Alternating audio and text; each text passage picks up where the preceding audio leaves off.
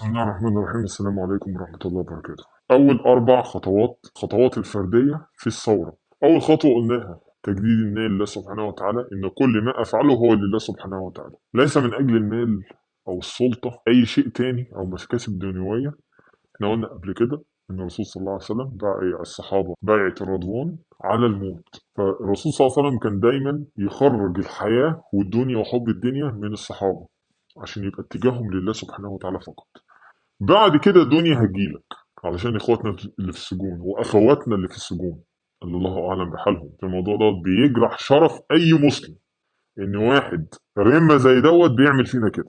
تاني حاجة جمع معلومات، طبعا ده انا شرحته في فيديوهات قبل كده، ممكن حضراتكم ترجعوا. تجميع المعلومات المتعاونين والمرشدين في كل منطقة وهم معروفين، ونشر هذا على الانترنت. تالت حاجة ان انت هجيب تليفون محدش يعرف عنه حاجة، ودوت هيبقى حياتك التانية الخفية اللي محدش يعرف عنها حاجة.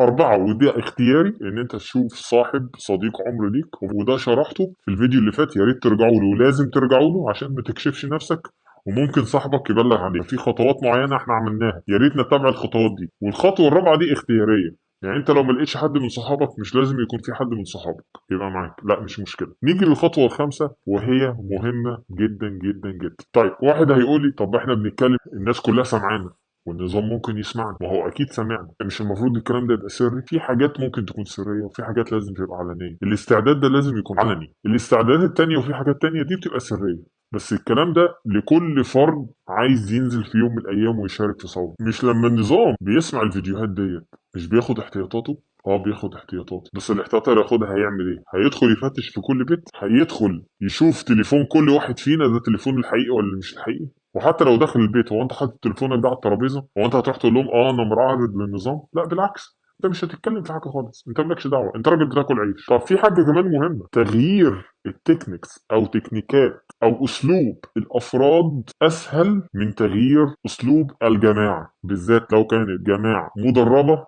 او مسلحه او ليها كليات عسكريه. ازاي؟ انا دلوقتي كفرد ممكن بسهوله اغير نشاطي، لو حد مراقبني بغير نمط حياتي، ممكن لو واحد اخترق تليفوني بعمل له فرمطه وديليت واجيب تليفون تاني. تغيير الافراد سهل، لكن عشان هم يشوفوا فيديو زي دوت وابتدوا يشوفوا له حلول، يعني هيقعدوا شويه ناس من المخابرات احنا ممكن نعمل ايه علشان الكلام اللي بيتقال في الفيديو دوت، هينتجوا حلول، حل واحد اتنين تلاته اربعه. عشان الحل ده يتطبق لازم يشوفوا الحل ده عملي يقدر يتطبق ولا لا، يشوفوا الخطوات، في نقاشات كتير جدا هتحصل. لما يعملوا الكلام ده هيحاولوا يطبقوه في بطء في الحركه، احنا اسرع. تخيل انت مجموعه فاسده بتعلم علوم فاسده، بيجيبوا ناس دماغهم بايظه وبيحاولوا يعلموهم حاجه في التكنولوجي جديده، لما هم يتوصلوا ده هنكون احنا سبقناهم بحاجه تانية. فهمنا؟ يبقى اذا تغير الفرد اسرع من تغير المجموعه. غير ان في حاجه، احنا قاعدين منتظرين مترقبين، وهو ما يقدرش يحارب الناس كلها لان هو مجموعه صغيره. الشرطه بالامن المركزي بالداخليه 350 او 380 الف، ودولت عقولهم محدوده وبيفكروا بطريقه معينه، قمع ارهاب.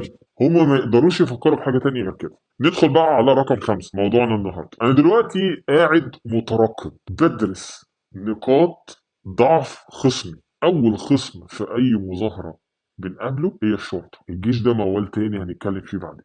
الشرطه فيها ناس كويس بس خايفين ما يقدروش يعملوا حاجه، وفي سجن خاص للضباط فقط. فاحنا لازم نكتشف نقاط الضعف اللي هتواجهنا مع الشرطه. انا منتظر ومترقب في المنطقه اللي انا عايش فيها.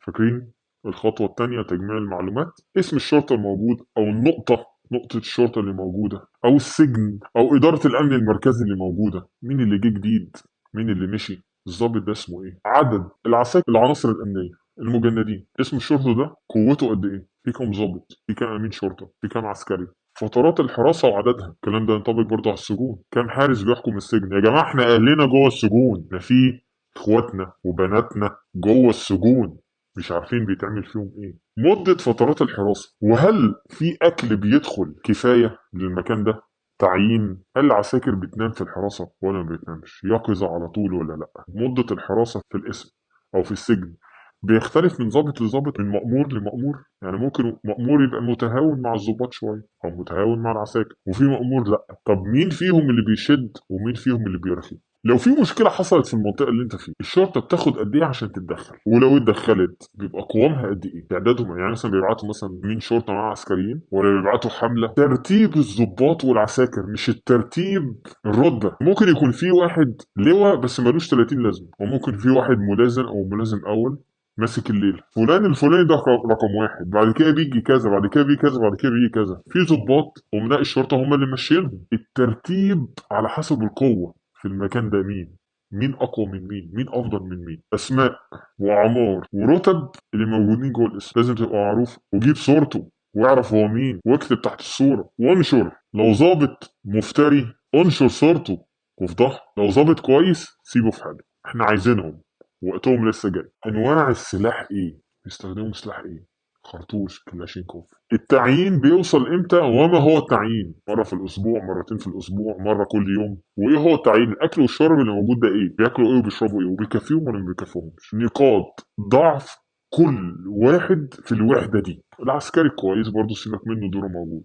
احنا بنعادي اللي بيعادينا فقط. انت عايز تقول لنا انت كويس ولا وحش؟ اقعد في بيتك. لكن لما تيجي مجموعه امن مركزي داخله علينا، ساعتها انا مش هميز. لو انت كويس ما تضربش اخوك، لكن لو انت هتاخد امر الضابط وتيجي تضرب فيا، لا انت اصبحت عدو. نفس القصه في موضوع السجون. عدد الحراس واسمائهم، الاسلحه المستخدمه، مأمور السجن، الضباط الموجودين، العساكر وامناء الشرطه، اسمائهم، نقاط الضعف اللي موجوده في السجن ايه، افضل مكان عشان نقتحمه بايه. نفس الموضوع على مراكز تدريب الشرطه، سواء امن مركزي او غيره. يعني حتى لو حصلت ثوره في القاهره فقط، او الجيزه فقط، او اسكندريه فقط، مش هيقدر يوجه العدد ده كله هناك، لان لو سحب القوات دي كلها وحطها في محافظه واحده، بقيه المحافظات خلاص شكرا، هيعرفوا ان مفيش بوليس ولا في شرطه ولا في حاجه. طيب انا مركز ليه مع الداخليه؟ لان الداخليه هي اول ناس بتقمع الشعب. ولا تتخيلوا واقع البهدله اللي بتحصل للشرطه على افراد الشرطه. لو كده كده ضابط وسخ واتعمل فيه حاجة وتصور فيديو، لا تتخيل واقع هذا الفيديو على زملائه وعلى الشرطة وعلى الداخلية كلها بيبقى عامل ازاي. هم اصلا بيخافوا، هم جبنة، لسه موضوع 25 يناير في ذهنهم مش هينسوه. طيب الموضوع كده شكله صعب؟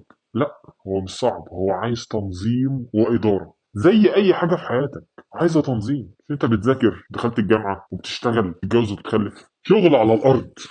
هو ده اللي احنا عايزينه. ممكن 100 مدربين صح يشعلوا الثورة. لو نفتكر في 25 يناير الناس نزلت ميدان التحرير، كانوا قليلين جدا. بعد كده الشرطة فضتهم. بعد كده على الفجر، الكلام ده يوم 27، نزلوا تاني ميدان التحرير وابتدوا يتجمعوا لغاية ما حصل جمعة الغضب وانسحاب الشرطة. بس كان في دايما قرر وفر. لو في 100 متمرنين صح، وفي قيادة صح، وفي شغل صح على الأرض، ممكن يشعلوا ثورة. بس أنا ما بتكلمش على 100. مش معقول إحنا 110 مليون وهننزل 100. يعني أنا ساعات بقعد أفكر، هل يعقل إن في واحد زي الجعير ده اللي اسمه سيسي يعمل فينا كده؟ هل ينفع إن واحد مجوعنا ومبهدلنا وقمع ظلم واعتقالات واحنا ساكتين؟ اكل غالي، شرب غالي، ومحدش اصلا امن على نفسه في الشارع. يقول لك الامن والامان. يعني ما ينفعش ننزل زي الرجاله، زي الاسود، ناخد بلدنا ونرجعها تاني؟ نيل ضاع، ارض ضاعت، جزر ضاعت، حتى اخواتنا بيتذبحوا في غزه واحنا مش قادرين نعمل لهم حاجه. يا مصريين احنا بيتضرب بينا المثل في الجدعنه والشهامه. يبقى هو ده مصيرنا مع عيل وسخ زي السيسي وابنه؟ ينفع الكلام ده؟ وهو مش هيبطل، هيفضل دايس علينا. انا مش بعاتب ولا عايز اعاتبكم، بس انا صعبان عليا ان احنا نبقى شعب زي دوت ويحصل فينا الكلام ده. ما نبقاش رجاله اسود ننزل الشارع نجيب حقنا، واللي يقف قصادنا ناكله. هنفضل كده لغايه امتى؟ على العموم خير، ودينا بنتحرر خطوه خطوه. على الاقل الناس فهمت وعرفت في الشارع مين عدوها. ان شاء الله ربنا ينصر. خلي بالكم من بعض. السلام عليكم ورحمه الله وبركاته.